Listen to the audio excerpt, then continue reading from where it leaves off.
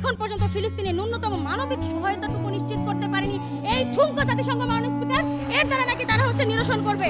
এখন পর্যন্ত ইসরায়েলের কোনো অন্যায়ের বিরুদ্ধে কোনো শাস্তিমূলক পদক্ষেপ নিতে পারেনি জাতিসংঘ মাননীয় স্পিকার।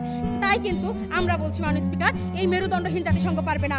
এই মেরুদণ্ডহীন জাতিসংঘের কোনো ক্ষমতাই নেই ইসরায়েলি ফিলিস্তিন সংকট নিরসন করতে। তাহলে প্রশ্ন হলো, কারা পারবে, কিভাবে পারবে, যেটা তারা আমাদের কাছে জানতে চেয়েছে।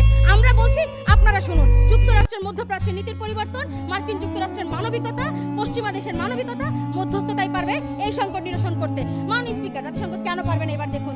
নিরাপত্তা পরিষদে 12 অক্টোবর গাজায় মানবিক সহায়তার জন্য সাময়িক যুদ্ধবিরতির জন্য মাননীয় স্পিকার ব্রাজিল প্রস্তাব দিয়েছিল। সেখানেও এই মার্কিন যুক্তরাষ্ট্র মাননীয় স্পিকার ভেটো দিয়েছে। সেই প্রস্তাবটি পাস করতে পারেনি জাতিসংঘ। শুধু চেয়ে চেয়ে দেখা ছাড়া এই জাতিসংঘের কিছুই করার নেই মাননীয় স্পিকার। আরো একটি কথা আপনাকে বলছি, অবগত আছেন মার্কিন ব্রিটেন জোটের কথা। মরণ বিধ্বংসী অস্ত্রের অজুহাতে 1 যুগ ধরে ইরাকে হামলা চালায়, 8 লাখ শিশুই হত্যা করে। জাতিসংঘ করতে এই যুদ্ধ বন্ধ করতে কি হয়েছে?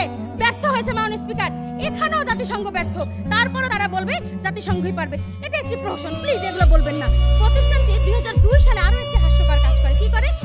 1441 নং রেজুলেশনের মাধ্যমে ইরাক মার্কিন ব্রিটেন হামলার বৈধতা দিয়ে দেয় মাননীয় স্পিকার। এই হচ্ছে আমাদের ঠুনকো জাতিসংঘ, এই হচ্ছে আমাদের মানবাধিকার, এই হচ্ছে আমাদের আইসিসি। আজকে সব নিশ্চয় মাননীয় স্পিকার, ইসরায়েলের পাশে সবাই আছে, ফিলিস্তিনের পাশে শুধুই ফিলিস্তিনিরা আছে মাননীয় স্পিকার।